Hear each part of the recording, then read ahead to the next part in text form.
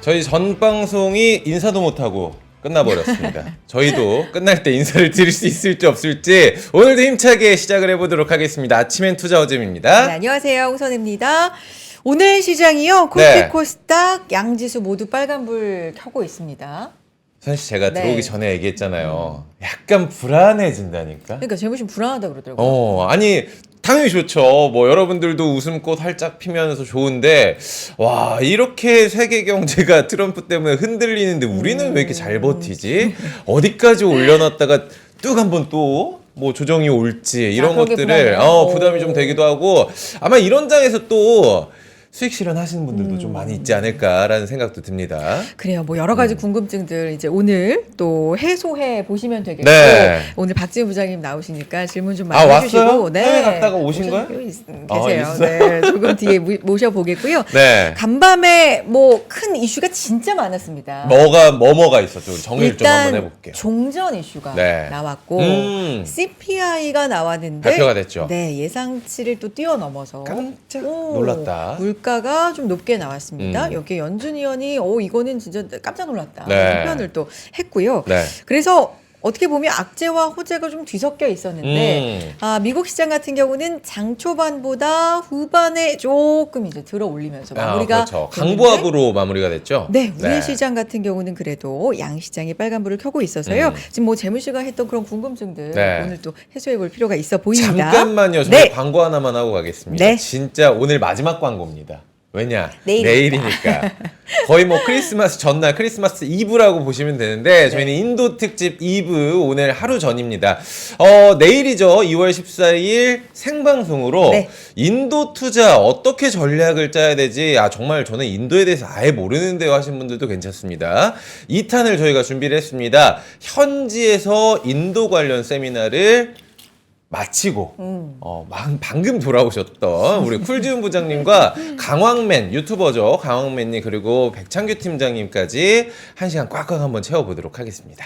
최근에 보면요, 뭐 우리 시장도 반등을 하고 있지만 미국만 잘 간다라는 분위기에서 조금 약간 달라지는 분위기도 네. 감지가 되고 있기 때문에 혹시라도 여러 나라 이렇게 보시면서 인도도 한번 궁금하다 하시는 그렇죠. 분들은 내일 놓치지 마시고 함께 주셨으면 좋겠습니다. 저희가 뭘 또 많이 준비하셨대요. 그러니까요. 안에 네. 또 프로그램도 굉장히 빡빡하게 준비를 하셨다고 하니까 네. 이분의 입으로 한번 들어보도록 하겠습니다. 맞아요. 모셔보도록 하겠습니다. 쿨지훈 부장님 나와주시죠. 네, 안녕하십니까. 안녕하세요. 네. 오랜만에 뵙겠습니다. 네, 잘 다녀오셨죠? 예, 잘 다녀왔고. 네. 어쨌든 뭐 내일 특집 안내를 해드렸으니까 저하고 그다음에 백창규 부장하고 강황맨, 강황 카레 아니겠습니까? 그래서 정의학님과 함께 좋은 길로 인도할 수 있는 인도 특집 내용을 한번 내일 담아 볼 생각이고, 네. 과연 1980년대에 그 한국의 향기가 나는지, 그리고 1990년도에 중국 향기가 나는지, 그 인도에 관련된 중장기적인 투자 맵에 관련된 실전 투자용 솔루션까지 내일 한번 빡빡하게 1시간 동안 꽉꽉 채워서 내일 시간을 한번 채워보도록 하겠습니다. 네. 좀 빡빡하게 채워야 될 것 같아요. 네. 왜냐면 세 분이 나오시고 네. 해주실 말씀 굉장히 많고 네. 시간이 좀 한정적이고 선혜 씨랑 저랑 좀 전략을 짜고 있는데 최대한 우리 진행자 멘트를 많이 얘기를 하지 마.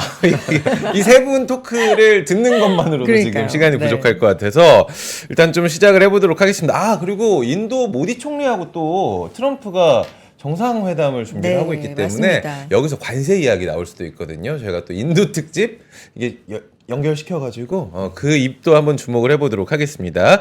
들어가 보죠. 오늘 네. 부장님 어떤 내용을 또 시작을 해볼까요? 어떤 내용으로? 일단 제가 말씀드렸지만 간밤에 이슈가 좀 많았기 때문에 네. 하나하나 좀 여쭤보는 게 좋을 것 같아요. CPI 일단 물가 어떻게 보셨습니까? 일단 뭐 네. 실제로 뭐 주거비에 대한 부담은 좀 있었지만 주거비는 점점 떨어질 거로 예상하는 투자자들의 심리, 그다음에 뭐 중고차 관련된 보험료에 대한 부분들은 산불 이슈로 인해서 일시적인 어떤 상황이었다라고 시장은 좀 받아들인 것 같아요. 그러니까 발표 후에는 상당한 리스크에 대해서 조금 약간 빨간 등이 좀 켜졌던 모습이 나타냈지만 장 후반 가면 갈수록 미국 시장은 온전한 아무 일 없이 조용하게 지냈다라는 점. 그러니까 작년과는 상당히 분위기가 다르죠. 그리고 지금 중간에 말씀드리겠는데 좀 나가지 마십시오. 왜냐하면 지금 제가 그 싱가포르 갔다 왔지 않습니까? 네. 지금 이번 주에도 국내 기업이 국내 기업의 주도주 역할하는 기업들이 지금 싱가포르에 가 있어요. 그래서 지금 NH투자증권의 애널리스트 분들이 지금 컨퍼런스, 그러니까 해외 투자자, 펀드 매니저 상대로 국내 기업이 지금 IR을 하고 있거든요. 그 내용도 제가 오늘 좀 전에 아침에 통화를 해서 해외 현지와 통화를 해서 그 관련된 내용들과 해외 펀드 매니저들의 반응을 제가 전달을 해드릴 테니까 좀 나가지 마시고 그 얘기는 듣고 나가시기 바라겠습니다. 일단 채널 고정을 좀 네, 부탁을 그래서 일단 드려보도록 일시적으로 하겠습니다. 보는 CPI다. 그렇기 때문에 작년과는 분위기가 다르다라는 점. 그래서 지금 K 증시에 관련돼서도 좀 악재는 좀 둔감하고 호재에 좀 민감한 전형적인 강세장의 모습인데 아까 허재무 앵커님도 말씀하듯이 네. 이게 과연 그러면 이게 연속성이 담보된 지금 한국 시장의 분위기인가 이거에 대해서 좀 물음표를 달 수밖에 없는 거고 그렇죠. 내가 또 뒤늦게 또 들어갔을 때 이거 내가 좀 물리는 거 아니야라는 걱정도 좀 있는 부분들이거든요. 어쨌든 종목 장세 연장선상에서 과연 이런 것들에 대한 국내 주식에 대한 비중을 더 늘려야 되는 게 맞는 건지에 대해서 오늘 이런저런 얘기들을 한번 다뤄보도록 하겠습니다. 계란 가격이 그렇게 많이 올랐어요. 계란뿐만 요즘에 아니라 뭐 지금 몇 달 사이 뭐 조류 인플루엔자 네. 영향도 있고 하지만 식료품 뭐 주거비 해서 음. 골고루 유가도 그렇고 네. 좀 올랐는데 어쨌든 이 부분보다는 호재에 조금 더 민감하게 반응을 하고 있는 국내 시장 얘기해 주셨습니다. 네. 반도체도 좀 짚어볼 필요가 있습니다. 그렇죠. 삼성전자 오늘 0.7%대, 하이닉스가 3% 가까이 지금 어우, 좋다. 2.8% 네. 상승하고 있습니다. 반도체 사실 시장 굉장히 안 좋을 때부터 부장님 반도체 봐야 된다 이렇게 좀 강하게 주장을 해주셨기 맞아요. 때문에 네. 반도체 분위기 얘기도 좀 짚어봐야 될 것 같아요. 제가 좀 자료도 좀 네. 빠르게 준비를 했는데 네. 일단은 제가 방금 광고 드린 대로 지금 그거부터 할까요? 싱가포르 현지에서의 지금 국내 기업을 바라보는 외국계 펀드 매니저 반응을 좀 그대로 전달을 그거 해드리겠습니다. 중요하다. 네. 나가시기 전에. 예, 일단 첫 번째는 네. 그 현대 글로비스에 대해서 현대기아차에 대한 물류 관련된 실적이 2025년 1분기서부터는 그대로 반영이 되는 것에 대해서 어느 정도 어그리를 하고 고개 끄덕거리는 부분들이고 그다음에 포스코홀딩스 최근에 철강 관련돼서 관세 이슈 그렇죠. 좀 시끄럽지 않습니까? 이제 외국계 펀드 매니저의 생각은 그럼에도 불구하고 지금 가격에서는 바이 더 딥을 해야 된다라는 의견이 오늘 좀 발견이 됐습니다. 자, 여러분 오늘 시장에서 느낀 점 좀 특이합니다. 어떤 것을 느꼈습니까? 바로 시클리컬 업종에 대한 반등이 오랜만에 정말 오랜만에 학수고대하던 종목들이 들어올리기 시작합니다. 뭐 정유부터 시작해서 화학, 특히 케미칼 업종들, 그다음에 인프라코어 관련돼서 약간 재건 관련된 종목들, 이 기계 업종들이 좀 튀어오르고 있는 것들이죠. 저는 여기서 무엇을 발견을 했냐면 특별한 이슈가 있었나라고 굳이 한번 이렇게 찾아보자라면 네. 결국 러우 전쟁에 대한 네. 종료?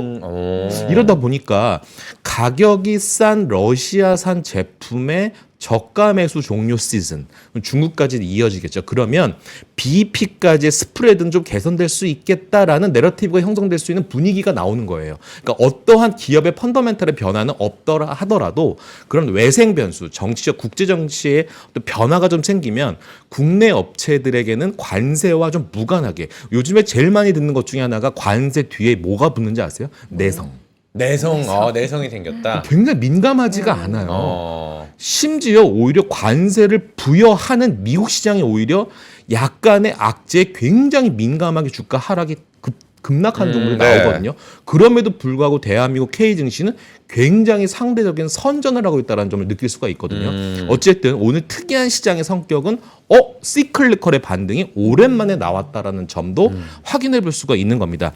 자, 그다음에 하나오션 얘기가 계속 나오고 있어요. 맞아요. 하나오션은 이미 작년 4분기서부터 실적 개선이 되고 있다는 점이 확인이 됐고 계속 특수선에 대한 모멘텀은 계속 따발총처럼 나올 것들에 대해서는 전혀 부인하지 않는 분위기입니다. 그래서 특수선 관련 이벤트 MRO부터 시작해서 미국 군함 관련된 내용들은 계속 줄기차게 나오는 부분들이고 네. 외국계 투자자들은 요걸 좀 기대하는 것 같더라고요. 중국을 좀 견제할 수 있는 미국의 스탠스는 좀 아직 남아있는 거 아니냐라고 해서 조금 더 올라가는 거에 대한 뷰를 조금 전달을 해줬고요. 아무래도 미국에서 필리 조선소를 인수한 효과가 하나 오션 필두에서 하나 시스템 어저께 상한가 같지 않습니까? 그런 것들이 요런 자회사들의 어떤 모멘텀들이 좀 갖고 있다라는 점들이고요. 그 다음에 아직은 리튬 가격, 제가 일단 2차 전지 관련된 투자 전략도 좀 적어왔는데 네. 리튬 가격이 아직은 반등하지 못하고 있으나 약간 캐즘에 대한 분위기, 그 다음에 약간 관세에 대해서 내성 이런 부분이 나오면 관세 이야기가 좀 그러니까 약간 잠잠해질 때 튀어오를 수 있는 후보군으로 2차 전지와 성격이 들어가 있는 철강, 특히 포스코홀딩스에 대해서는 바이더딥을 지금 하고 있는 부분들을 확인해 볼 수 있었고 하나 더.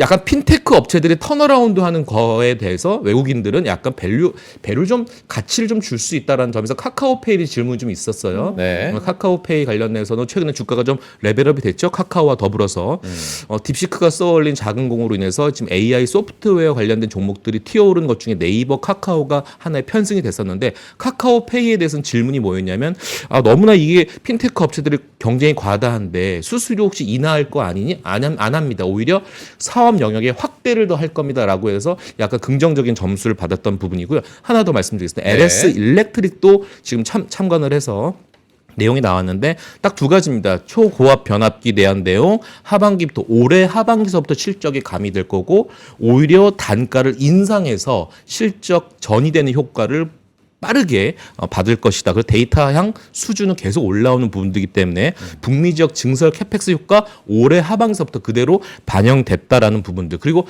2027년까지의 어떤 수준은 꽉 차 있는 부분이기 때문에 어닝에 대한 이익 모멘텀은 계속 긍정적으로 받아들이고 있는 부분들인 것 같습니다. 빠르게 전달했습니다. 일단. 좋습니다. 지금 이게 굉장히 따끈따끈한 뉴스를 전달을 해주신 것 같은데 네.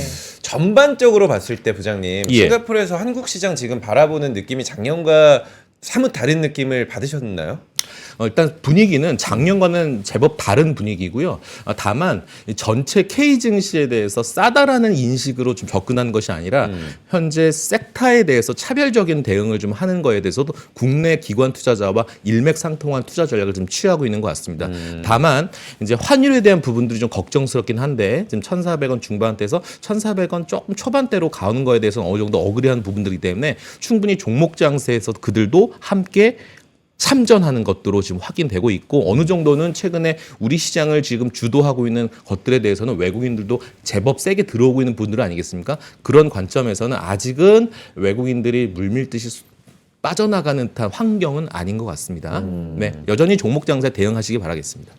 내성이라는 표현 써주셨잖아요. 그렇죠. 네. 최근에 이제 관세 얘기 진짜 많이 하면서도 시장 반응 보면 이거 내성 생긴 게 좀 확실한 것 같다라는 분석들 좀 많이 나오고 있는데 한편으로 생각하면 네. 사실 우리나라에 대해서는 뭐 알루미늄, 철강 25%요 정도 외에 아직 확정된 게 없는 거잖아요. 그냥 긴장하고 뭔가 반도체, 자동차 혹시 뭐 이런 것들 생각만 맞아. 하고 있다 뿐이지 이게 나오면 더 큰 충격이 사실은 기다리고 있는 거 아니야? 근데 그거 무서워서 지금 반등하고 있는데 투자를 또 안 하기에는 그럼 또 이건 맞아. 또 시기를 놓치는 게 아니야. 지금 좀 이런 시기로 그러니까 이제- 생각이 되는데. 그러니까 지금 네. 시장은 이렇게 바라보는 것 같아요. 네. 그러니까 어쨌든 1기와는 다른 1기를 일단 경험을 했고 2기를 지금 우리가 접하고 있는데 관세를 통해서 돈을 벌겠다라는 트럼프의 생각보다는 어쨌든 우리 어저께 트럼프에 대해서도 그 요즘에 그 소통을 많이 하지 않습니까? 맞아요. 그러니까 뭐라고 했습니까? 그러니까 관세와 함께 금리도 함께 가지야라는 맞아요. 표현을 썼지 네. 않습니까?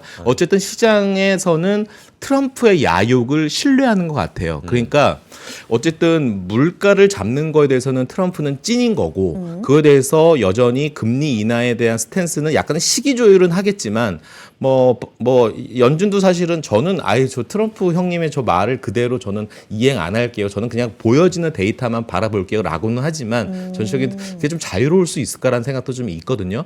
어쨌든 지금은 시장에서는 트럼프를 필두로 한 미국의 어떤 스탠스는 관세를 통해서 돈을 벌겠다는 심리보다는 약간의 그냥 협상 카드 이런 쪽으로 지금 어느 정도는 좀 무게를 좀 두고 있는 것 같아요. 그래서 너무나 과한 정책에 대해서는 조금은 거리를 두는 것 같아요. 그러니까 미국도 어느 정도는 약간의 셈법을 좀 여기도 적용을 해봤겠죠. 그러니까 너무 정말 극단적인 관세 정책하면 저희도 좀 타격이 있을 것 같은데요라는 것들이 조금 의견이 좀 모아지는 것 같아요. 그러니까 상호 관세에 대한 부분들까지도 한번 계속 쭉쭉쭉 점검을 해봐야 되겠지만 일단 뚜껑은 열어봐야 될 것 같습니다. 그러니까 사실 너무 어려운 게 트럼프 이 백악관입은 아니지만 미국 이제 하원 의장이 상호관세에서 자동차와 의약품은 또 제외를 시킬 수도 있다 이런 얘기를 하다 보니까 오늘 사실 현대기아차 오르는 이유가 저는 이거라고 생각이 되는데 매일 바뀌다 보니까 참 여러분들도 요즘에 투자하면서 일단은 뭐 지수 자체가 올라가고 있으니까 좋으시겠지만 헷갈리는 부분들이 굉장히 많겠다라는 저는 생각이 좀 듭니다. 자, 그렇다면은 우리 NH 반도체. 리서치 반도체 얘기를 더 하시면 자료 한번 보여주시면 예. 이겁니다. 어쨌든 삼성전자도 예뻐지자라는 표현을 했습니다. 예뻐지자. 오늘도 오전에 뉴스 플로우를 점검해 보니까 이런 얘기가 나옵니다. 파운드리 평택에 대해서 셧다운했던 이슈들이 있잖아요. 6월까지는 가동률을 최대한 높이겠다라는 것들이 나와요. 그러니까 파운드리를 높이겠다. 그러니까 최근에 반등했었던 DB 하이텍 이런 것들이 수혜지 않습니까? 그래서 관련된 내용들은 쭉쭉 점검해 봐야 될 거고 하이브리드 본딩, 삼성 파운드리, 레거시의 반등은 결국 삼성전자의 반등 키인데 요게 핵심입니다. 이게 사실은 2016년, 2017년도 저희 경험했듯이 자사주 1차 매입 때는 주가가 반등 못했어요. 근데 공교롭게도 2차 매입했을 때부터 삼성전자 반등이 시작된 점을 우리가 한번 경험을 해봤기 때문에 자 이제 2차 매입 규모 얼마나 할 거야? 그리고 나서 소각을 통한 주주 환원 실현 여부도 한번 체크해 봐야 되겠지. 그 다음에 주총 중요합니다. 내부 교통 정리 한번 더 하겠죠. 그 이후에 시장 친화적으로 삼성전자가 나설 거라고 보여지는 건데 좀 재밌는 거죠. 작년에는 하이닉스 주도했던 테크장이었는데 그때는 장비주들이 들썩들썩했었죠. 한미 반도체를 필두로 해서. 근데 이번에는 삼성전자 랠리에서는 소재와 부품단이 먼저 반등을 한다는 점이에요. 하지만 여기 표를 보시면 아시겠지만 재밌는 게 이거예요. 약간 지금 그 노란색 선이 주가입니다. 반도체 주들의 주가. 네. 근데 여기 파란색 선은 수출 성장률 데이터예요. 그러니까 수출 성장률이 바닥에서 턴하기 시점보다도 항상 2분기 또는 석 달 전에 이미 주가는 반등했다라는 점이에요. 자, 지금은 이제 물음표인 거죠. 수출 성장률은 계속 떨어지고 있는 이 와중에 이 노란색 선에 대해서는 이미 선반영 논리가 또 과거처럼 적용된다라면 지금 2월이잖아요. 그러니까 2월, 3월에는 반도체를 어느 정도는 포지션에 조금은 깔아두는 전략이 어떨까라는 생각을 좀 해볼 수도 있는 얘기겠죠. 그래서 지금 삼성전자에 관련돼서 관련주들, 그러니까 삼성이 지분 투자했던 우리가 레인보우 로보틱스의 경험을 해봤잖아요. 그래서 네. 반도체 관련된 종목들에 대해서 지분 투자를 과거에 했던 기업들에 대해서도 한번 이렇게 한번 스크린을 한번 해보면서 얘네들은 주가가 요즘에 어떻게 흘러갔지? 이런 것들도 과거 투자 내역을 한번 보면서 체크해 보시는 것도 좀 쏠쏠한 재미가 있을 것 같고 그래서 저는 단기 로테이션 상황은 계속 약간 지금 허재무 앵커님도 좀 네. 걱정하는 것이 지속성이 될까요? 라는 거에 대해서는 이게 단기 로테이션 상황입니다.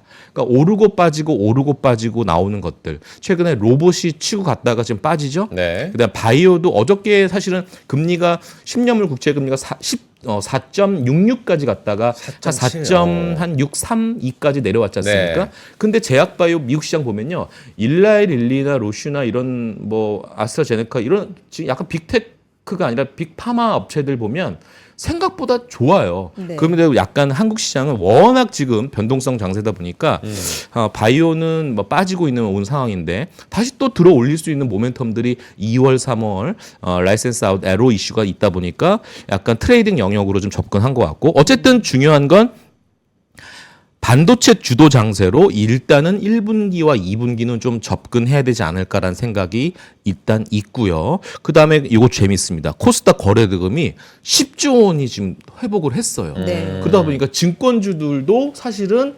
지수가 이렇게 섹시하게 확 오르지는 못한데도 불구하고 일부 증권사들은 이미 52주 신고가 종목들이 나옵니다. 심지어 네. NH투자증권도 어저께 우리 직원들이 학수고대하는 자사주 갖고 있어요. 사주 갖고 있으니까 어제 막 박수 치던데 어쨌든 이런 것들도 하나의 또 투자 아이디어로 볼 수 있고 저 이번에 또 얼마 전에 이제 좀 있으면은 8시 밤 8시까지 거래를 합니다. 대체거래소. 네. 저 이거 궁금했어요. 네. 네, 그게 어떤 역할을 해주는 네. 건지. 뭐 궁금하긴 수수료 한데. 수익에 대해서도 어느 정도는 긍정적인 영향을 또 미칠 네. 수 있는 부분들이기 때문에 아직은 전 종목이 다 오픈되는 건 아니지만 일부 10개 종목씩 이렇게 착착 매일매일 이렇게 업데이트가 되거든요. 어쨌든 그런 것들. 자, 그 다음에 그럼에도 불구하고 많은 노이즈가 있지만 결국 이겁니다. 이구환신 효과 계속 들어보셨죠? 이구환신. 중국에서. 그래서 이게 사실은 중화권에서 스마트폰 업체들 계속 잘 팔린다고 하니 레거시 메모리 입장에서는 재고가 좀 빨리 손이 될 수 있겠네라는 것들에 대해서 좀 긍정적인 일단 시그널. 메모리 가격이 안정화됩니다. 그러니까 낸드 가격은 지금 이제 인상을 한 10%를 했다고는 하지만 아직은 낸드 쪽에서 내일 키옥시아 실적 발표거든요. 이게 중요해요. 여기서 어떤 저는 코멘트를 기대하냐면 공급량을 좀 줄입니다. 타이트하게 갑니다. 저 네. 이거는 굉장히 청신호라고 봅니다. 실적이 중요한 거 아니에요. 삼성전자향 낸드 사업부, 하이닉스향 낸드 사업부는요, 1분기도 실적 안 좋을 거예요. 안 좋아요. 안 좋아요. 그럼에도 불구하고 그렇게 공급량에 대해서 타이트하게 조절하겠다라는 것에 대한 컨콜이 나오면 이거는 긍정적으로 관련 종목들 또 튀어오를 겁니다. 그러니까 어쨌든 이게 수급 밸런스가 무너졌다는 거는 사실은 이제 CXMT 때문에 그런 건데 DDR4 가격이 하락이 좀 일부 멈췄어요. 네. 그런 것들 업계의 재고 수준이 아직 높지 않다라는 것에 대한 반증이죠. 그래서 이겁니다. 외국인과 기관의 삼성전자 비중을 이제 고민할 시기가 되었다라는 부분들. 더 이상 극도로 매도를 행렬을 하지는 않지 않겠느냐라는 것들 여러 가지 곳곳에서 파운드리, 낸드, 디램, DDR5 이런 것들 그리고 삼성전자 HBM 섹시하진 않지만 3E에 대해서도 공급량이 늘어나는 점들 여러 가지 그리고 주총 이후에 삼성전자에 대한 주주환원 정책 그다음에 이사진에 대한 교체 그다음에 고객향 워딩을 통해서 소통하겠다라는 점 주주 친화적인 정책을 기대한다고 봤을 때 약간 하이닉스는 여전히 테크 애널리스트들이 탑픽으로 보고 있는 하이닉스지만 약간 심적으로는 속마음은 그래도 삼성전자 좀 사시죠라는 거에 대한 생각이 좀 읽어볼 수 있는 여러 가지 환경입니다. 요거 하나만 더 말씀드릴게요. 네. 파운드리 아침에 기사가 나와서 뭐 이제 6월 말까지 이 펑텍의 공장을 가동률을 상당히 최대한 끌어올리겠다라고 하니 일단 이겁니다. 바로 지금 3나노 수율도 지금 40% 넘었다. 2나노 공정의 수율이 30% 달성했다. 이 왜 수율 얘기를 하냐면 바로 이겁니다. 수율이 30%를 좀 기억하세요. 네. 파운드리 수율 30%가 중요한 이유는 바로 BEP를 넘어서는 구간이고 네. 그다음에 삼성 입장에서 수율 40%는 고객 마케팅을 할 수가 있대요. 고객 입장에서는 수율 70%면 계약 오케이 빨리 합시다 도장 찍읍시다 이런 내용이에요. 그래서 이런 것들이 지금 여러 가지 테크 뉴스를 점검해 보면 나올 수 있는 것들이어서 모멘텀은 좀 적용할 수 있을 것 같고 그래서 올해 만약에 반도체 투자 아이디어를 잡는다라면 뭐 네. 삼성전자를 필두로 해서 HBM4 하이브리드 본딩 바로 파운드리 이 세 가지 카테고리 내에서 종목들을 한번 쭉 점검해 볼 수 있을 것 같고 시간이 없으니까 제가 요 예시 종목들도 한번 쭉 이거 한번 뭐 사진 찍으셔도 되고 뭐 캡처하셔도 되고 이거는 이제 하나 예시입니다. 예시. 네. 그래서 이제 로드맵 관련된 종목들은 쭉 한번 제가 다 읽지는 않겠습니다만은 이런 종목군들 내에서 한번 쭉 차트 한번 점검해 보시고 수급도 한번 체크해 보시고 실적이 최근에 계속 많이 나오죠 기업들 그래서 실적 어닝 서프라이즈 나온 종목들이 4분기에 꽤 많이 나와요 그런 것들도 한번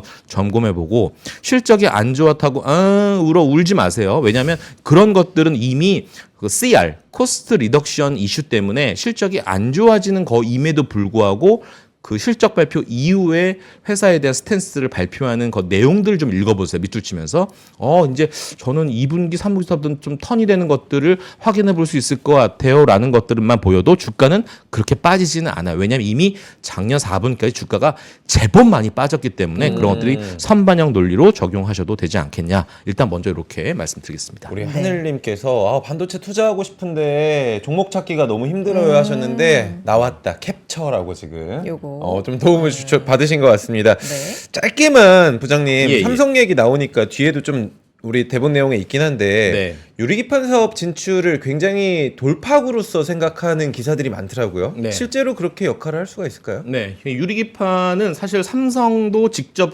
나서서 하겠다라고 얘기하고 있고 심지어 LG 쪽도 나서서 하겠다라는 점이에요. 그러니까 삼성은 누구를 세울 거냐면 삼성 전기를 내세울 네. 것이고 LG 쪽은 LG 이노텍을 내세울 겁니다. 그리고 밑단에 코스닥 업체들이 꽤 많죠. 그러니까 SKC도 해당될 수 있고요. 최근에 주가가 올라오는 캠트로닉스라든지 뭐 이런 애들이 많이 있어요. 필옵틱스 관련된 종목들도 개별단에서 뭐 종목들이 굉장히 지금 세게 올라오는 부분들인데 이게 사실은 유리기판은 단기 테마가 아니라고 제가 2주 전에 말씀드렸습니다. 이거는 상용화는 2026년 빠르게 지금 1년이 앞당겨진 겁니다.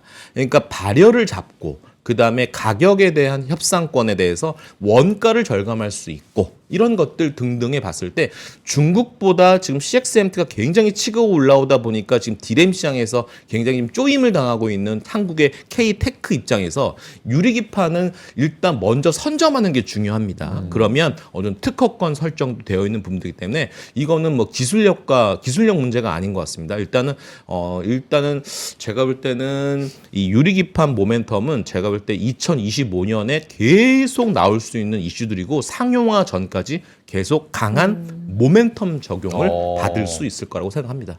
이 얘기는 이제 뒤에 말씀하셨지만 상담 내용에도 있습니다. 있기 때문에 여러분, 조금 더 집중해서 들어주시고요. 지금 시장 상황도 시총 상위 뭐 한 6위까지 다 빨간불 켜고 있는 상황이고요. 네. 네. 오늘 반도체도 강하고 2차 전지도 좀 강한 모습 보여주고 있고요. 완성차 업체 반등 보여주고요. 현대모비스도 뭐 부품도 반등해 줍니다. 네. 오늘 카카오 네이버가 좀 쉬어가고요. 카카오 특히나 4.5%, 네이버는 2%대 하락하는 모습 보여주고 있는데 앞서서 말씀해 주신 것처럼 2차 전지도 배터리 쪽도 한번 점검해 주시면 좋을 것 같아요. 좋습니다. 네. 그러니까 2차 전지도 사실은 제가 내성이라는 표현을 쓰고 싶은데, 그러니까 좋은 게 있을까? 없죠. 그러니까 뭐 예를 들어서 세제 혜택도 사실은 오리무중인 거고, 그러니까 분위기는 썩 좋진 않은데 제가 자료 한번 이렇게 쭉 네. 한번 써봤습니다. 네. 일단 트레이딩 영역입니다. 1분기 말고 2분기 초인데 저는 조금 땡겨서 지금서부터 조금 반등이 나오고 있는 것들이기 때문에 그냥 1분기라고 보시면 될 것 같아요. 중요한 거는 제가 아까도 얘기했지만 리튬 가격이 아직은 반등이 나오지 않아요. 그런데 제가 전에도 말씀드렸지만 2018년서부터 항상 중국의 춘절 2월 4일 날 마감하고 나서는 리튬이 뭐 100% 일단 반등했다라는 점입니다. 그 리튬 가격과 2차 전지 밸류체인 종목들의 상관관계는 굉장히 농후합니다. 그래서 저는 매일매일 블룸버그 이 표를 보면서 리튬 가격을 계속 지금 추적을 하고 있는데 일단 바닥은 다진 것 같다는 느낌은 들거든요. 자, 뭐 어쨌든 리튬 가격이 반등, 전고체 배터리에 대한 내러티브가 나올 수 있는 구간인데 좀 어떤 거를 말씀드리고 싶은 거냐면 일단은 2차 전지가 지금 3월에는 우리 한국에서 공매도가 재개되잖아요. 네. 그래서 3월 이후에서 4월까지는 조금 리스크가 나올 수 있는 부분들이 있어서 2월, 3월 때 일단 매매를 좀 강하게 좀 하셔라라는 부분들인데 네. 자, 요겁니다. 본격적인 섹터는 올해 4분기부터 보고 있는데 거기 이제 테슬라 밸류체인 그다음에 4680 배터리 이런 부분들인데요. 저는 요겁니다. 바로 전고체 배터리 때문에라도 이거는 반등이 나올 수 있는 것들입니다. 바로 휴머노이드 로봇 때문이다. 최근에 현대차도 전고체를 만들겠다고 해요. 네. 이유는 이것 때문에. 왜 그러냐면 지금 테슬라 옵티머스 기준에서 이 배터리가 탑재된 그 동작 시간이 2시간밖에 안 된대요. 네. 근데 전고체 배터리 양산은 여러분들 아시겠지만 삼성 SDI가 2027년 예상되고 있고요. LG 에너지 솔루션은 2030년 양산 예상이거든요. 아직 먼 미래잖아요. 그러면 그 전까지는 어떤 배터리를 적용해야 돼? 그렇죠? 이 다른 배터리가 필요한 거죠. 그래서 이 대표적으로 뭐 이런 회사들도 있는데 외국계 회사들도 있는데 이런 휴머노이드 로봇이나 이런 것들 때문이라도 전기차만의 어떤 향유물이 아닌 약간 파생되는 피지컬 AI 관련돼서도 이 배터리 관련된 니즈는 굉장히 좀 나올 수 있다는 부분들입니다. 제가 저번 주에도 한번 2000년 쭉 한번 로드맵을 그려봤듯이 지금은 바이더딥에 대해서는 저도 동의하는 부분들인데 네. 아무래도 3월 말 공매도가 재개가 되면 또 한 번 변동성은 나올 수 있기 때문에 지금 자리에서는 저는 충분히 10%에서 20% 게임은 충분히 나올 수 있는 자리겠다라는 생각이 들어서 하지만 전혀 상관없이 단순하게 수급 논리로 만약에 붙고 싶겠다 그러면 저는 에코프로 BM하고 포스코 홀딩스 정도만 보시면 될 것 같아요. 그래서 에코프로 BM은 코스피 이전 상장이 어느 정도는 1분기 말에서 2분기 초까지는 마무리가 될 가능성이 있기 때문에 수급 유입 효과로만 봤을 때는 에코프로 BM을 단기 탑픽으로 좀 보고 있습니다. 알겠습니다. 네. 여기까지 듣고 우리 광고 듣고 와서 본격적으로 종목 얘기로 좀 넘어가 볼까요? 좋습니다. 네. 여러분 잠시만요. 광고 타임. 네.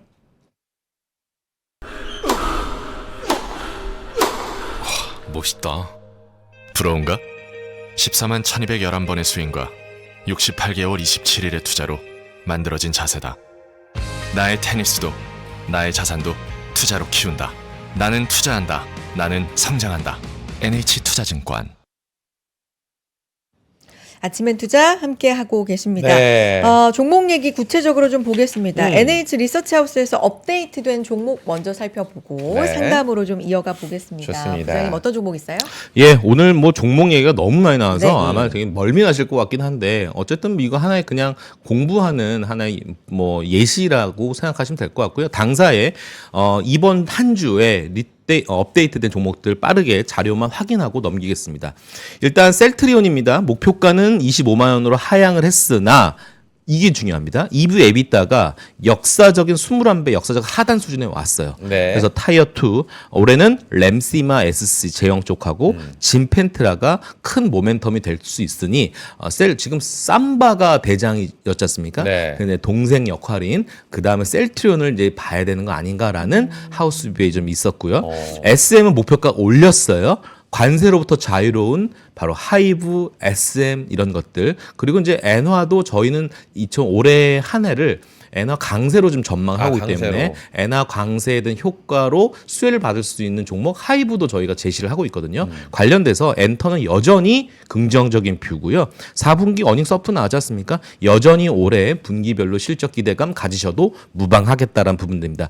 게임 산업인데 요거는 이제 약간 크래프톤이 어제 실적이 빠졌어요. 굉장히 많이 빠졌습니다. 네. 그러니까 이 회사는 실적 노이즈가 좀 발생을 했는데 얘네가 지금 현금이 3조 있어요. 3조를 3, 4년 안에 다 쓰겠다. 투자하겠다라는 거에 대해서도 나왔는데 매년 1조씩 캐시카우가 쌓이는 기업이 플랫폼인데 오늘 저희 안재민 연구원의 업데이트는 절호의 매수 찬스다라는 것에 대한 뷰를 다시 한번 말씀을 드리겠습니다. 네.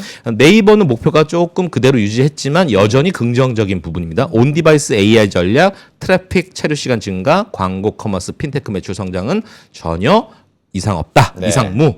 하나솔루션 참 재미없는 태양광인데 목표가는 올렸으나 투자 의견은 홀드입니다. 아직은 완벽하게 스트롱 바이 의견으로 할 만한 근거가 좀 부족하다는 부분입니다. 바로 미국 자금률이 올라가고 이거 자금률은 안 좋은 거예요. 그다음에 중국 기업들은 이제 관세 회피해서 자 미국에서 진 빼 인도네시아 가자 라오스 가자 이런 선택할 가능성이기 때문에 그리고 1분기는 태양광 비수기예요. 영업 적자가 470억 전망이다. 목표가는 올리지만 투자 의견은 홀딩. 하지만 최근에 하나솔루션이 야금야금 바닥에서 올라옵니다. 왜냐? 하나솔루션 사업부 내에 케미칼 사업부도 있어요. 네. 오늘 최근에 보면은 시클레클 업종이 올라오니까 약간 그러한 영향도 없지 않아 있는 거고요. 대한전선은 저희가 전력 테마 관련돼서 얘기하고 있는 종목이고 커버리지 종목입니다. 목표가 올리면서 여전히 긍정적인 뷰입니다. 이마트 어제 최근에 이번 주 좀 올랐죠. 목표가 7만 원이 애기게 할 수 있지만 여전히 이 회사의 컨콜 목표가 아주 좋았어요. 2027년 영업이익 1조 원 달성하겠습니다. 강하게 얘기했어요. 이런 것들에서 시장에서 시장 참여자들은 박수를 쳐 일단 믿어볼게. 그리고 기억나시죠? G마켓, 알리익스프레스 합작법이 만들었잖아요. 구조조정에 따라서 비용 개선은 계속 나타나고 있는 점은 팩트. 대한통운 바닥입니다. 사서도 되겠습니다. 라는 거에 대한 논조의 리포트였어요. 지금 차트 보시면 주가 바닥권을 통과하고 조금씩 긍정적인 흐름이 나오고 있는 종목입니다. 에코프로비엠 아까 제가 탑픽으로 말씀드렸죠. 목표가를 좀 올렸죠. 이런 것들. 거래소 이전 상장 심사는 3, 4월이면 될 것입니다. 라는 것들 그 재고 소진이 되고 있고 올해 신차에 대한 출시 효과는 좀 기대를 하셔도 되겠다라는 점 이렇게 말씀드리겠습니다. 네. 그러면은 알겠습니다. 종목 업데이트까지 봤고요. 저희 오랜만에 사연 들어온 거 한번 읽어볼까요? 네. 네. 사연이 들어왔는데 이 음. 부분 저희가 종목 상담을 그전엔 더 자주 해드렸잖아요. 매일 했습니다, 거의. 맞아요. 네. 박지원 부장님 이제 나오실 때 해드리기 때문에 네. 약간 좀 귀해졌습니다. 이 음. 시간이. 근데 저희가 보내주시면요 다 가지고 있다가 그렇죠. 네, 상담해드릴 예정이니까 주소 통해서 댓글 창에 더보기 보시면 주소 이렇게 나와 있으니까 네. 네, 참여 방법입니다. 설문 링크 통해서 참여해 주시고요. 이메일로 보내주셔도 좋습니다. 종목 보내주시고 평단가, 수익률, 비중, 보유기간 자세하게 적어주시고요. 커피 선물도 보내드리겠습니다. 네. 자, 오늘 닉네임 가스따드님께서 보내주셨습니다. 안녕하세요, 쿨지훈 부장님. 오늘 제가 이렇게 사연을 쓴 이유는요, 제 포트폴리오 진단을 위해서입니다. 제가 가진 종목은요, LG이노텍, 대덕전자, 현대오토에버입니다. 비중 똑같이 30%고요. 나머지 10%는 현금을 가지고 있습니다. 먼저 LG이노텍 2024년 8월 초에 매수를 했습니다. 매수하기 전 차트 상황을 보니까 고점을 찍고 내려오길래 지금 기회인 것 같아서 매수 들어갔습니다. 이렇게나 떨어질 줄 몰랐습니다. 최근에 유리기판 이야기도 나오고 사업의 속도도 내고 있다던데 흐름 어떤가요? 대덕전자 작년 10월에 15,000원대에 매수했습니다. 지금은 조금씩 올라가고 있긴 한데 회복이 가능할까요? 이 대덕전자 찾아보면 올해는 AI, MLB로 승부를 보겠다고 하던데 정확하게 이게 뭔지 모르겠어요. AI, MLB. 네. 주주로서 믿고 기다려도 될 상황인지 평가 부탁드리겠습니다. 마지막 현대오토에버입니다. 2023년 5월쯤 매수했던 기억이 있습니다. 지금 제 포트폴리오 중 가장 오래된 기업인데요. 12만 5천 원 정도에 매수해서 현재까지 잘 가지고 있습니다. 최근 최대 실적 내고 합병도 하면서 성장 가능성이 높게 평가되고 있던데 어떤 시선으로 보고 계실까요? 새 종목 가지고 있지만 수익보단 손실이 큰 상황입니다. 나머지 현금 10% 넣어볼까요? 손실을 낮춰야 할지 걱정이 됩니다. 어떤 선택 기다리면 좋을까요? 라고 보내주셨습니다. 가스따드님의 사연이었고요. 새 종목 갖고 계시고 뭐 비중은 30, 30, 30, 현금 10 거의 10%. 네, 굉장히 전형적으로 잘 분배를 해서 갖고 계시는데 이제 네. 문제는 수익률이고 현대오토에버 같은 경우는 조금만 더 있으면 2년 가까이 지금 그렇죠. 갖고 계시는 거고요. 네. 고민이 좀 많아 보이시는데 부장님 어떻게 보셨습니까? 새 종목에 대해서는 저는 지금부터 사야 할 종목, 새 종목 다라고 생각을 하는 바입니다. 네. 네. 일단 LG 이노텍부터 말씀을 드리면, 네. 그러니까 이노텍은 깔끔하게 이제 이 차트를 한번 보셔야 될 것 같긴 한데, 자 길게 한번 봐야 될 것 같아요. 이렇게 굉장히 암울한 차트입니다. 암울하죠. 이게 사실은 작년 7월에 어느 정도 30만 원까지 갔다가 네. 지금 16만 원대니까 깔끔하게 반년 만에 반토막 난 거예요. 반토막 났네요. 야, LG 이노텍이 저게 네임밸류 있는 LG 이노텍이 네. 뭐 이유는 많이 있습니다만 일단 첫 번째 애플은 중국에서 점유율을 많이 뺏겼죠. 이게 첫 번째 근거. 왜냐하면 LG 이노텍은 애플의 밸류체인 탑티어 아니겠습니까? 그러니까 고객사가 애플이 판매가 잘 안 되니 당연히 LG 이노텍은 재고가 쌓이겠죠. 잘 안 팔리니 일단 근본적인 이유고요. 그 다음에 이 LG 이노텍은 냉정하게 무슨 회사입니까? 라고 물으면 그러니까 저는 첫 번째는 카메라 모듈 제조업 회사죠. 근데 카메라 모듈이라는 것 의미가 경쟁이 굉장히 치열합니다. 심지어 중국 현지에서도 카메라 모듈의 기술력은 굉장히 많이 올라와 있고, 그리고 카메라 모듈 쪽에서 LG 이노텍이 그렇게 싼 가격이 아니에요. 그러니까 고가의 가격이기 때문에 가격 경쟁력도 잃었고, 그럼에도 불구하고 애플은 여전히 LG 이노텍을 손잡고 룰루랄라 좀 잘 다니고 있습니다. 네. 그런데 올해부터는 좀 보셔야 될 게 뭐냐면 일단 감가상각비를 쭉 한번 재무제표를 체크해 보면 이게 올해부터 매년 1,000억씩 줄어요.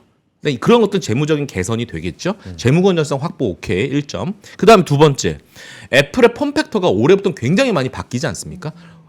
소위 말해서 온디바이스의 대표적인 주자가 애플이고, 최근에 애플의 주가는 되게 어떻게 보면 탄탄해졌어요. 네. 그리고 중요한 거는 잘 팔리지 않겠냐라는 내러티브도 형성이 되고 있는 부분들이고, 인텔리전스에 대한 부분들까지도, 그다음 폴더블 여러 가지 신작에 관련돼서도 좀 기대를 해볼 수도 있는 것 같고, 실적 개선 기대감은 올해부터 좀 유효한 부분들이고, 그 다음에 이 카메라 모듈 같은 걸 다시 한번 좀 파생을 해보자라면 LG 이노텍의 카메라 모듈은 일단 첫 번째 자율주행으로 갈 수 있는 모멘텀, 그 다음에 로봇이 핵심 수요처로 올해부터는 등극할 가능성이 있다라는 점이고, 아까 좀 앵커님께 말씀해 주셨던 네. 유리기판 관련돼서는 아직 디테일한 청사진이 나오지 않았어요. 뉴스를 쭉 검색해보던 작년 가을인가 한번 LG 이노텍이 유리기판 얘기에 관련돼서 코멘트가 있었습니다만은 이건 아직 전면에 나서서 어떻게 하겠습니다라고 로드맵을 아직 제공하진 않았어요. 그러니까 좀 기대가 된 거죠. 도대체 두근두근 무슨 말을 할까라는 것들이에요. 일단 삼성양에 대해서는 유리기판이 어느 정도는 굉장히 지금 언론이 어느 정도 좀 오픈이 되어 있지만, LG 향에서는 아직 오픈된 게 없기 때문에 그런 기대감도 좀 있습니다. 최근에 수급현대 흐름을 보면 네. 최근에 연기금, 투신권, 그다음에 외국인들이 15만 원 내외에서 지금 매수세가 들어온 것들이 확인이 됐기 때문에 가격은 하방은 좀 경직될 수 있겠다라는 부분들이기 때문에 지금 가격에서는 저는 한 20만 원에서 한 22, 3만 원까지는 충분히, 지금 전체 우리나라 대한민국 증권사들의 목표가가 평균이 20만 원에서 21만 원 사이거든요. 일단 1차 목표를 거기다 두시고, 그 다음에 어느 정도 실적이 개선되는 게 보여지거나, 아니면은 미래 청사진 모멘텀, 자율주행, 그 다음에 로봇, 그 다음에 유리기판, 그 다음에 본연의 사업이었던 카메라 모듈에 대한 매출단, 재고가 줄어든 것들이 확인되면 충분히 그 이상의 가격도 나올 수 있겠다는 부분들입니다. 하나 더 연상해서 보시면 네. 같은 맥락이에요. 대덕전자. 저는 대덕전자가 이름 좀 촌스럽죠. 더덕 같은 예, 대덕인데.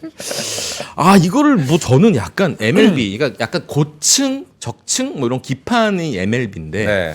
이게 저는 이제 이 차트 보시면 여러분이 똑같아요. LG 이노텍과 보시면 고점이 사상 최고치가 거의 뭐 한 4만 원 정도. 뭐 4만 원 됐잖아요. 근처인데 지금 네. 뭐 18,000원, 얘도 뭐 비슷한 하락을 나타낸 종목 중에 하나인데, 당연히 뭐 IT 부품도 다 비슷한 차트 아니겠습니까? 근데 저는 바닥을 모든 것이, 그러니까 대덕전자와 연관되는 모든 구석구석의 사업부들이 다 바닥을 통과하고 있다라고 저는 생각을 하고 있는 종목 중에 하나가 대덕전자입니다. 그리고 이 MLB, 특히 AI 가속기 향 MLB가 일단 시작이 됐고요. 납품이 시작됐고, 그 다음에 혹시 FC BGA라는 단어, 좀 어려운 단어인데 이게 사실은 PCB의 상당히 이제 레벨업된 버전이라고 보시면 되는데, 이게 전장향, 자동차향, 특히 좀 구체적으로 얘기하면 테슬라향 퀄을 지금 테스트를 지금 받고 있는 상황이에요. 통과는 모르겠어요. 하지만 네. 통과에 대해서 회사는 일단 자신감을 갖고 있고, 커버리지하고 있는 애널리스트의 의견도 좀 자신감 갖고 있고 긍정적으로 보고 있다라는 부분들이고, 제가 아까 DDR4에 대해서는 모멘텀은 상실했지만 DDR5에 대해서는 어느 정도는 온디바이스 측면에서는 굉장히 수혜가 되는 것이 기본적인 PCB 업체들이거든요. 그런 것들 봤을 때 대덕전자 관련된 이 매출 이 컨센이 매년 사업부별로 보면 하나씩 따져봐야 되겠지만 다 상향이에요. 2025년부터 시작해서 2026년까지는 우리가 소위 말해서 데이터 센터양 이 전력 테마 관련 종목들 보는 느낌처럼 굉장히 컨센이 점점 계단식 상향이 되고 있는 것들. 지금 분위기는 안 좋지만 올해 연간 분기별로 보면 점점 실적에 대한 서프라이즈 효과가 기대가 되는 그런 것들 중에 하나가 더는 대덕전자라고 생각을 해서 뭐 지금은 재미없을지라도 이게 어느 정도 제가 봄 정도에 한번 주가 차트 열어보면 벌써 여기 올랐네? 뭐 이런 느낌이 나올 수도 있는 좋지군요. 가능성 중에 네. 하나입니다. 예. 부장님 근데 저는 대덕전자 이야기 하시니까 예. AI 그 MLB 수요 얘기를 할 때 이수페타시스 항상 따라다니더라고요. 근데 오늘 주가가 지금 8.35% 급등하고 있거든요. 네.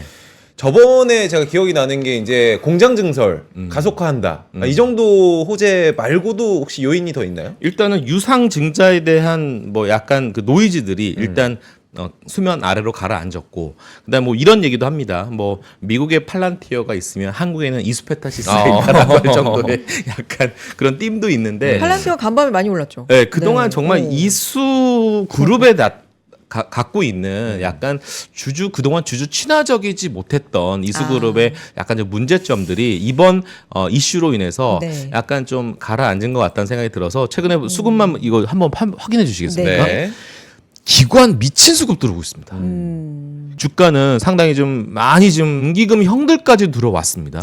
그래서 투신과 연기금에 대한 수급이 당장 나가지 않는 거라면 주가 측면에서는 약간 48,000원에서 5만 원 오면은 조금 고민을 하셔야 될 거고 지금 자리에서는 신규 매수 추천은 정말 저는 못 하겠어요. 못 하겠다. 네, 저는 여기서 못 하겠습니다. 아. 자, LG 이노텍과 대덕전자까지 받고 네. 이제 현대 오토에버 해주셔야 되는 2023년 5월에 매수하셨다고 하니까 차트 보니까요. 이게 이제 올라갔던 시기여서 고점에서 사신 건 아니에요. 근데 매도 타이밍을 놓쳤다라고 생각하실 수 있을 것 네. 같거든요. 그리고 지금 조금만 더 갖고 계시면 거의 2년이어서 2년. 최근에 뭐 실적도 잘 나오고 합병도 하고 그렇죠. 가능성은 좀 있어 보이는데 이거 어떻게 갖고 가야 되냐 이게 고민이신데 어떻게 보세요? 일단은 그 4분기 실적은 어닝 서프라이즈가 나왔어요. 그래서 사상 최대 분기 실적을 나타내서 1조가 넘었죠. 예. 네. 그런데 이제 올해도 그러니까 이게 그 실적의 성장률은 굉장히 섹시하진 않아요. 그러니까 한 자릿수 성장률밖에 없는데 좀 우리가 기대해 볼 수 있는 건 뭐냐면 오늘도 지금 현대기아차에 대한 그러니까 주가가 제법 나쁘진 않고 있는 부분들이거든요. 물론 관세로부터 자유롭지 않은 섹터이긴 하지만 아직까지는 뭐 닭공을 할 수는 없는 그런 부분이긴 하지만 우리가 현대기아의 기본적으로 약간 뭐랄까요? 그러니까 약간 형님들이 잘하고 계시니까 우리 그 계열사들이 있는 특히 현대차 그룹의 성장과 함께 갈 수 있는 IT 소프트웨어 관련된 종목이니까 뭐 내비게이션 대형화가 너무나 지금 고급화 잘 하고 있는 현대 오토웨이보기 때문에 형들이 성장하면 우리 동생들도 잘 성장하지 않겠어? 라는 이런 생각은 좀 있을 수 있거든요. 네. 그래서 약간 자율주행 성격도 좀 있는 부분도 껴있는 부분들이기 때문에 약간 자율주행 섹터 전체적으로 같이 봐야 되겠지만 실적이 어느 정도는 충분히 가이던스는 좀 올해도 세게 줬던 부분들을 확인해 볼 수 있기 때문에 실적 노이즈는 없겠다라는 부분들이기 때문에 강하게 올라올 만한 대장주 역할은 못할지라도 지금 자리에서는 매도는 아니신 것 같고요. 좀 더 보유하셔서 뭐 기본적으로는 한 16에서 17만 원 사이까지는 충분히 점점점씩 올라갈 수 있는 네. 여지는 좀 있고 그 뒷배경에는 탄탄한 실적 베이스이기 때문에 그거 믿고 한번 기다려 보셔도 될 것 같습니다. 12만 5천 원에 매수하셨으니까 네. 지금도 네. 사실 수익권이긴 한데 예전에 조금 더 수익이 많이 났을 때를 생각하면 네. 아쉬운 마음이 있으실 수 있는데 좀 더 가져가 보는 게 좋겠다라는 말씀이시고 또 하나 이제 궁금하시다고 하신 부분이 지금 30, 30, 30, 10은 현금이거든요. 예. 이 10%를 다 넣어볼까? 지금 이 부분 10% 가지고 있는 게 낫지 않으실까 싶은데. 현금 활용법 여기까지 알려주세요. 저는 이 느낌을 가져요. 그러니까 네. 저는 약간 인텔을 요즘 인텔 아무도 안 보잖아요. 인텔을 까먹었었어요. 인텔 주가 어. 올랐던데? 오. 저는 이제 약간 해외 주식 쪽을 한번 네. 10%니까 한번 좀 해외 주식 한번 노려보시는 건 어떨까 하는 생각이 그래요? 들어서 어떤 느낌을 받고 있냐면 최근에 M7 종목들 쭉 보시면 실적을 제가 아직 엔비디아 실적 아직 남아 있지만 네. 맞아요. 메타 빼고는 시장에서 감동스러운 실적을 M7 애들이 보이지 못하고 있다라는 메타 주가 올해만 23% 넘게 급등했거든요. 네. 그렇죠. 그러니까 8일 연속이에요. 18일 연속. 혹독한 구조조정 이후에 이 음. 메타의 소위 말해서 AI에 관련된 소위 말해서 실적이 그대로 지금 반영되고 있는 정말 잘하고 있는 항상 AI 수익화라는 것들이 항상 노이즈가 많이 있지 않습니까? 물론 최근에 팔란티어는 여전히 대장 역할을 하고 있지만 AI 소프트웨어 쪽에서는 여전히 아직 힘은 살아 있지만 큰 빅테크 형들 이 놀이터에서는 메타가 지금 어쨌든 동네 형이 됐어요. 그런데 저기 이제 누가 노크를 하고 있는 거죠. 근데 나가봤더니 초인종 문 열어봤더니 누구야 했더니 저 인텔인데요. 지금 이틀 동안 인텔이 굉장히 세게 올라왔다는 오. 점이에요. 야 이거 봐라. 인텔이 왜 올라오지? 그러니까 약간 TSMC와 인텔이 소위 말해서 전통적인 테크의 부활 아닌가라는 생각이 좀 있는 겁니다. 그래서 AI 관련된 생산 측면에서 특히 뭐 아까도 얘기했지만 파운드리 얘기도 했지만 전통적인 생산에 대해서 조금 한번 약간 불이 약간 지펴질 수 있는 그래서 인텔이 최근에 뭐 들리는 얘기긴 하지만 TSMC와 조인트 벤처 JV 조인트 벤처를 설립해서 이제 시장에 나서는 거 아니니 그러니까 드디어 인텔도 열받았잖아요. 지금 직원 월봉 연봉 보세요. 인텔이 가장 소외되었던 이 테크 업체인데 네. 드디어 인텔이 드디어 불을 뿜기 시작했다, 가열하기 시작했다라는 점들을 봤을 때 인텔 차트 보시면 약간 밸류업, 레벨업이 좀 될 수 있는 그런 가능성이 있는 회사여서 만약에 현금 가지고 있는 부분들 봤을 때 AI 진단 업체도 괜찮고 최근에 이제 TEM도 괜찮은데 어쨌든 요 인텔 그동안 소외되었던 아이들의 반등 요거 한번 노리는 전략 어떨까 저는 싶습니다. 아 우리 지훈이 형님 표현이 똑똑해서 문 열었는데 너 누구야? 인텔이요. 인텔이요. 빠져들잖아요, 여러분들. 구독, 좋아요 좀 눌러주시고요. 네. 하나만 여쭤볼게요. 지금 실시간으로 흑심님께서 파크 시스템스 한 번만 봐주실 수 있나요? 저희가 사실 준비된 건 아니지만 또 실시간으로 매도 타이밍 놓쳤는데 기다리면 올라갈까요? 라고 지금 질문 주셨습니다. 예. 파크 시스템스 지금 23만 1,000원인데 오늘. 네. 뭐 파크 시스템스는 저희 NH 하우스 뷰의 테크 장비주들의 탑픽 종목 중에 하나가 파크 시스템스고요. 이 하이브리드 본딩 관련돼서도 그다음에 원자 현미경 관련돼서도 이 소위 말해서 HMM 관련된 것들 다 연동되었을 때 저희가 탑픽으로 선정된 기업 중에 하나고요. 실적 노이즈는 없습니다. 그리고 오히려 올해 연간 성장률도 따박따박 나올 수 있는 회사이고 다만 최근에 수주 이슈를 좀 기대를 해보셔도 됩니다. 그 파트너사는 대만의 뭐 말씀드릴 수도 없는 회사입니다. T로 시작하는 회사입니다. 궁금하시죠? 절대 말씀드릴 수 없는데 그 회사와의 수주 소식은 올해 계속 연달아 나올 가능성이 있기 때문에 지금 주가가 가볍지 않은 이유는 차트 보시면 아시죠?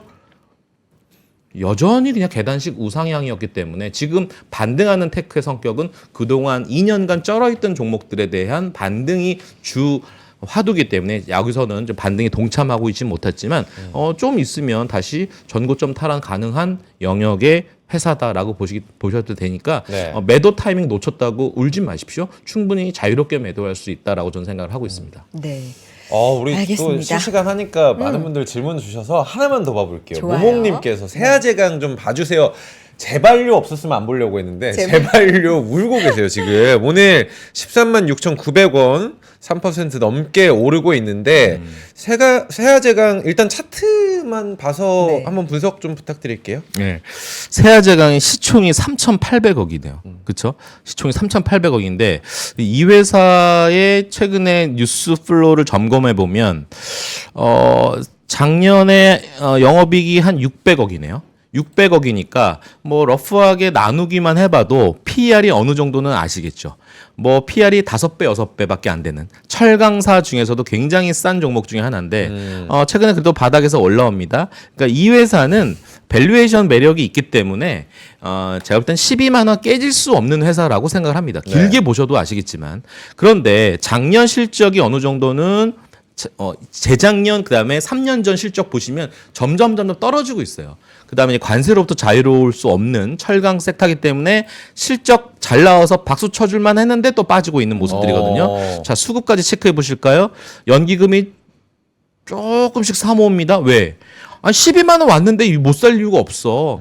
밸류에이션 5배에서는 사야지라는 것들에 대한 연기금 형들도 생각이 있었고, 뭐 외국인들은 의미 없습니다. 오히려 이 회사는 기관화된 종목이기 때문에 연기금들의 추가 매수 나오면 여기서 전 레벨업이 될 수 있는 부분들인데, 다만 시클리컬 업종에서 철강에 대한 올해 중국에서 수요 개선 이런 것들 다 확인해야 되고, 가격에 대한 반덤핑 이런 철강 가격을 올릴 수 있을까라는 부분들도 있어 봐야 될 거야. 수요도 개선해야 되는 부분들이기 때문에 제가 볼 때는 아무리 밸류에이션 싸다 하더라도 제가 볼 때는 15만 원에서 16만 원, 17만 원 넘어서는 흐름은 쉽게 나올 수 있을 것 같지는 않아요. 그래서 제가 볼 때는 여기서는 충분히 15만 원 이상에서 편하게 매도할 수 있는 기회는 나올 수 있겠다라는 생각이고요. 다만 올해 실적은 작년 2024년보다는 조금 한 20-30% 상승할 가능성은 있어 보이거든요. 그 점 확인하셔서 실적 모멘텀, 밸류에이션 싼 거 요 맛으로 한번 15만 원 이상에서 매도하는 기회를 한번 경험해 보시죠.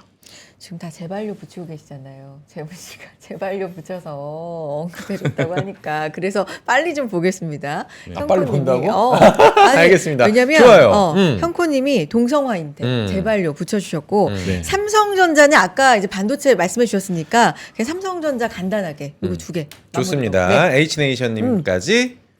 예, 동성화인텍 바로 그 조선 기자재 관련된 이죠 본행제 관련돼서는 이거 조선 동성화인텍은 대장은 아닙니다. 항상 이게 형들이 있으면 지금 바지가랭이 잡고 지금 달랑달랑 달리고 있는 놈이거든요. 그러니까 어쨌든 조선 쪽에 대한 부분들은 여전히 좋고 형들에 대한 역할은 한화오션, 현대중, HD 현대중공업 보셨으면 아시죠? 그런 아이들, 그런 형님들이 충분히 레벨업이 갈 가능성은 있어 보이기 때문에 아직까지는 21선 지키면서 보유하십시오. 21선 깨지면은 좀 약간 좀 리스크 관리하셔야 될 것 같고, 지금 약간 쩔어 있었던 아이들이 반등하면 조선 방산이 좀 한 템포 쉴 수 있거든요. 그때 한번 이 동성화인텍도 차익 실현 매물이 좀 세게 나올 수 있습니다. 영원한 건 없거든요. 이게 사실은 실적이 나왔을 때 생각보다 실망감 있을 수 있어요. 기대감 때문에 올라온 걸 수도 있는 부분들이기 때문에. 하지만 조선 업종에 대한 분위기는 나쁘지 않잖아요.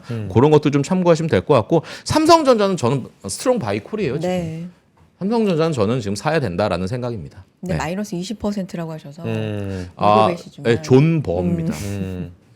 알겠습니다. 눈물 닦으시고요. 그러니까요. 재반료를 제가 언급을 해서 여러분들 뭐 거의 플리즈 많이 그러니까. 해주셨는데, 부장님 이렇게 좀 보내드려야 하는데 일단은 내일 정말 저희가 많은 분들이 또 기다리고 있는 인도 특집 내일입니다. 내일 우리 또 쿨준 부장님 이틀 연속 나와주시는데 예고를 좀 부탁드릴게요. 네, 1부, 2부, 3부입니다. 1부는 제가 왜 인도를 갔느냐에 대한 당위성을 말씀드릴 거고, 2부, 자, 백창규 부장이 왜 인도를 투자해야 되는 당위성을 좀 더 디테일하게 세부적으로 얘기할 거고, 3부에서는 강황매이 나와서 그럼 도대체 어디다가 무엇을 투자를 해야 돼라는 점들을 디테일하게 이 고객향 컨텐츠를 만들 거고, 마지막에 저하고 백창기 부장이 저희 하우스뷰에 입각한 인도는 이랬고 인도 ETF 어떤 것들이 좀 좋은지에 대해서 한번 세밀하게 한번 점검하고 마무리하는 인도 투자의 찐의